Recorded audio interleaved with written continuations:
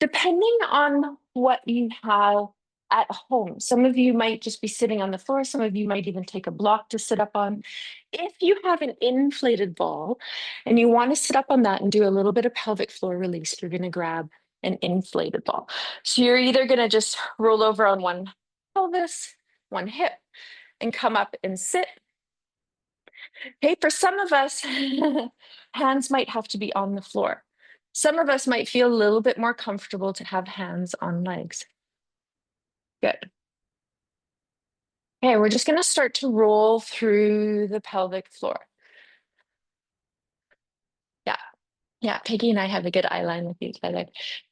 Okay, so you're going to roll from pubic bone to tailbone, from sit bone to sit bone.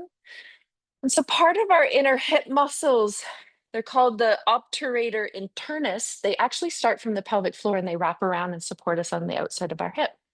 So pretty cool to notice that when we release the pelvic floor, we can also release the hips at the same time. Yeah, good. How's it feeling? I know. It's one of those things of getting up onto it that you're like, I'm going to do it. I'm going to do it. I know we say that every time, but you know what? In the field, and this is going to be the day that it will happen, right? In the field of all of my years doing this, it's only popped once. Okay. But if it does, it's fine. We'll get you a new one. It's totally fine. Okay.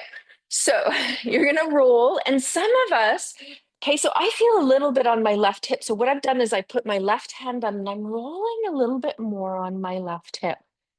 You might even go down from sit bone.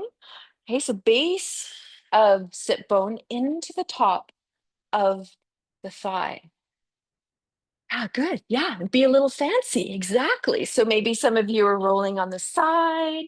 This is you. This is your body, right? So play. Here you go, both sides. Take a breath. Yeah, we got it. Yeah, and you kind of it's all right. It's everything's right. Right? So whatever's going on. Just let that happen. So I just want to release the attachment. So specifically, as we're going down, we're releasing the attachment of the hamstrings onto the sit bone, right? And then we're also releasing pelvic floor. Okay, and then you're going to slowly start to bring the soles of your feet together. When you're ready, there's no rush. Okay, and then you're going to roll all the way forward. So it's almost going to feel like you're coming off the ball. You're literally almost off the ball until you sit on the floor. So the ball is just kind of sitting as a little bubble in the back of the pelvis. Yeah, good. Yeah, and you can even come a little bit more forward, Catherine. Yeah, come forward, come forward. You're almost there. There you go. You feel how you anchored into the floor? Yeah, so you're actually sitting mostly on the floor. But the ball is just creating a little lift in your pelvis so you're not kind of doing like a little schlump, right? Yeah. Okay, so now we're going to do little release through inner thigh. So I want you to bring the soles of the feet together and tug them a little bit closer to you. So a place that feels good for you. Yeah, you ready to close it? Oh, yes, Donna, you do need to be down more. Come forward. Keep coming. Keep coming. Keep coming. Yeah, there you go. You're on the floor now. Isn't that a relief? Yeah. It is. Yeah, I know. I can. Thank you, Megan. I missed that one. Yeah, good. Yeah. And so, like, you're like, great. So you're mostly on the floor, right? Okay. So now we're going to line up all your toes. So take a moment to line up your toes. Yeah. You can hold on to the ankles. And then you're going to press the toes and the heels into each other. So get your toes together. Good. Press toes, all of them, even the pinkies, Tracy. There you go. Okay.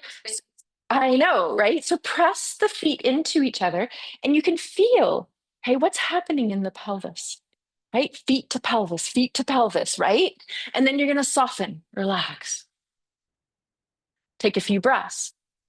And then we're going to do that again. So pressing in. Good.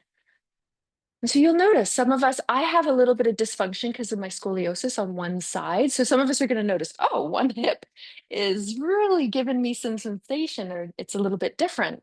Okay, and then you're going to release. We're going to do that one more time. Inhale, exhale, press feet. Good. And then you're going to let go. Good. And then you're going to now extend the legs, the feet a little bit forward. So you're in a diamond shape. Okay, this is more outer hip. So we're going to stand up nice and tall. Okay, the feet are going to soften somewhat as we go forward. So hands are just going to be around the upper thighs, just softly on the inner knees or the lower thighs. And as you exhale, you're going to exhale forward from the pelvis. Good. And then just let your hands slide down. Once you hit a stop in the pelvis, what's happening? Megan, cramp? Yeah, okay. Inner arch. Yeah. Okay, so mhm. um, feel, I know, right? So feel inner leg, pull that in, pull your thigh bone into your hip socket on your inside. Okay, yeah, so it's projecting out on that inside, and I have it on my left side, so I really have to pull that in. So there's a moment as we're talking about that the ball of the hip and the thighs, they project outwards, but we've got to balance that by pulling a little bit of energy in. So some of us have one side that tends to kind of pull out a little bit more. I know for me, it's my left. So I feel a little bit of sensation and I've got to pull in a little bit.